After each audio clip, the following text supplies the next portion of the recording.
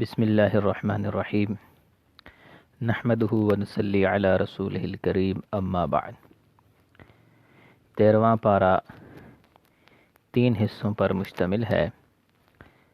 پہلا حصہ سورہ یوسف آیت نمبر 53 سے لے کر اختتام سورت تک، دوسرا حصہ سورۃ الرعد اور تیسرا حصہ سورہ ابراہیم پر مشتمل ہے۔ پہلے حصے کی تفصیل گزشتہ پارے کے خلاصے میں ذکر کی جا چکی ہے۔ سورۃ الرعد یہ ترتیب کے اعتبار سے 13ویں اور نزول کے اعتبار سے 96ویں نمبر پر مکہ مکرمہ میں نازل ہوئی۔ اس میں 43 آیات اور 6 رکوع ہیں۔ رعد کڑکنے والی بجلی، اس کا تذکرہ آیت نمبر 13 میں ہے، وَيُسَبِّحُ الرَّعْدُ بِحَمْدِهِ وَالْمَلَائِكَةُ مِنْ خِيفَتِهِ۔ اس کی مناسبت سے اس کا نام رعد رکھا گیا۔ سورت کی ابتدا میں قرآن پاک کی حقانیت کو بیان کرتے ہوئے پہلی ہی آیت میں فرمایا، تِلْكَ آیاتُ الْكِتَابِ وَالَّذِي أُنزِلَ إِلَيْكَ مِن رَّبِّكَ الْحَقُّ وَلَٰكِنَّ أَكْثَرَ النَّاسِ لَا يُؤْمِنُونَ، کہ یہ کتاب کی آیتیں ہیں اور جو کچھ آپ پر آپ کے پروردگار کی طرف سے نازل کیا گیا ہے برحق ہے، لیکن اکثر لوگ ایمان نہیں رکھتے۔ اس قرآن پاک کا اللہ جل شانہ کی طرف سے نازل ہونا اس کی حقانیت کی دلیل ہے۔ اس کے بعد عقیدہ توحید کو بیان کرتے ہوئے فرمایا، اللہ الذی رفع السماوات بغیر عمد ترونها ثم استوى علی العرش وسخر الشمس والقمر، کہ زمین و آسمان، سورج اور چاند، دن اور رات، حیات اور ممات، خشک و تر، بحر و بر، پھل اور پھول، یہ سب کچھ اللہ رب العزت کی پیدا کی ہوئی چیزیں ہیں اور اس میں غور و فکر کرنے والوں کے لیے بہت بڑی نشانیاں ہیں۔ ان فی ذلک لآیات لقوم یتفکرون۔ مشرکین اللہ کے وجود اور اس کا خالق اور مالک ہونا تسلیم کرتے تھے، لیکن بعث بعد الموت پر ان کو اشکال تھا۔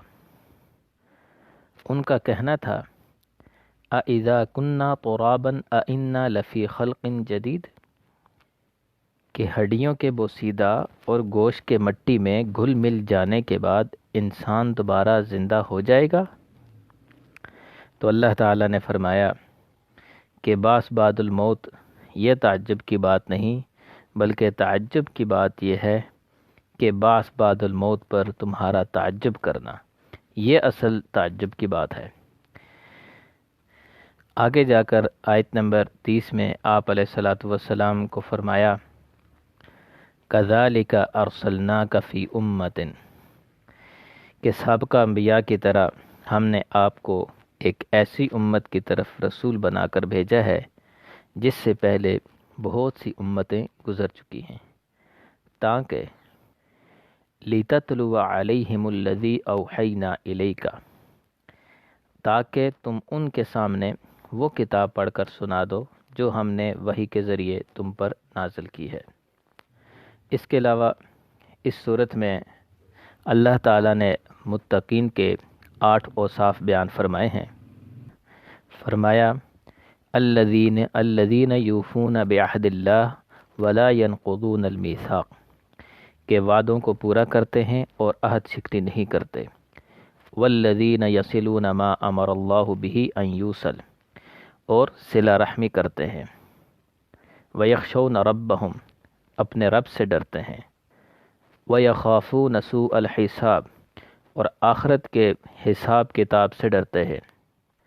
وَالَّذِينَ صَبَرُوا ابْتِغَاءَ وَجْهِ رَبِّهِمْ، اور اللہ کی رضا کے لیے صبر کرتے ہیں۔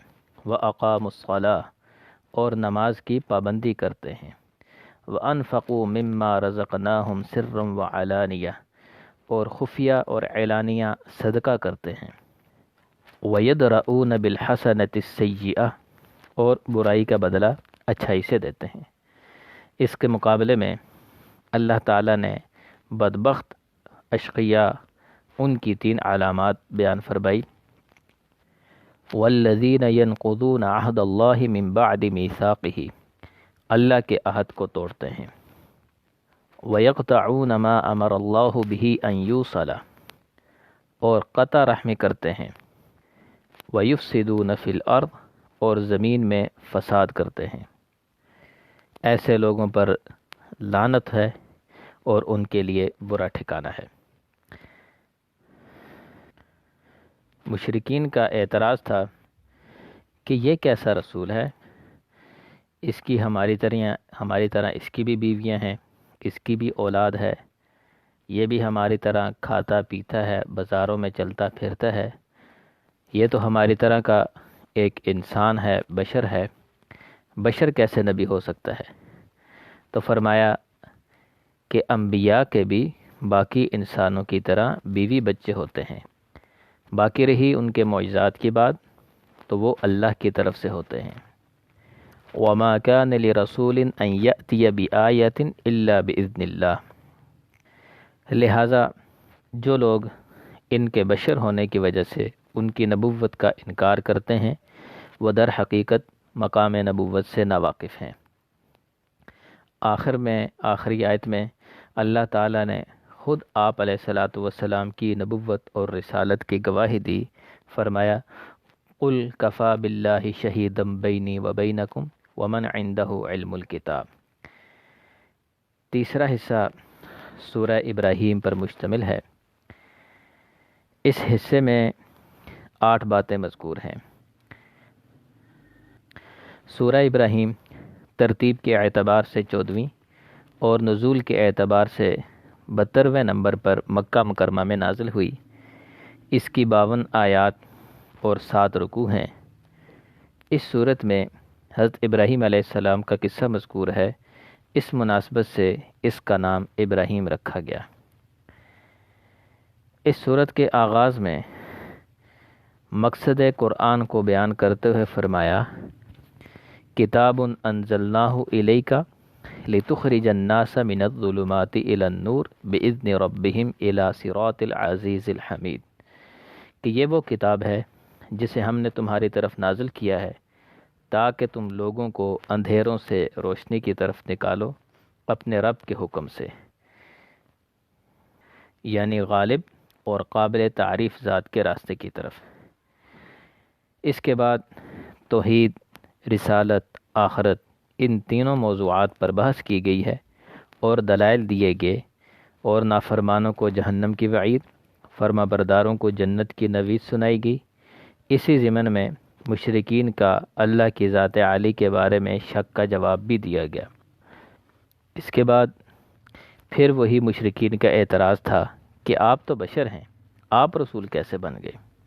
قالوا ان انتم الا بشر مثلنا، تو انبیاء نے جواب دیا کہ بشریت رسالت کے منافی نہیں۔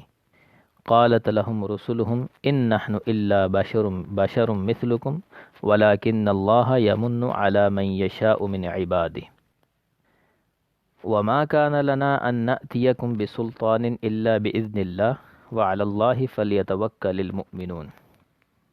تو انبیاء نے بتایا کہ رسول تو اسے کہتے ہیں جس پر وحی نازل ہو، اور ہم پر وحی نازل ہوتی ہے، اور اللہ کی حکمت کا تقاضا بھی یہی ہے کہ انسانوں کی طرف انسان ہی کو نبی بنا کر بھیجا جائے۔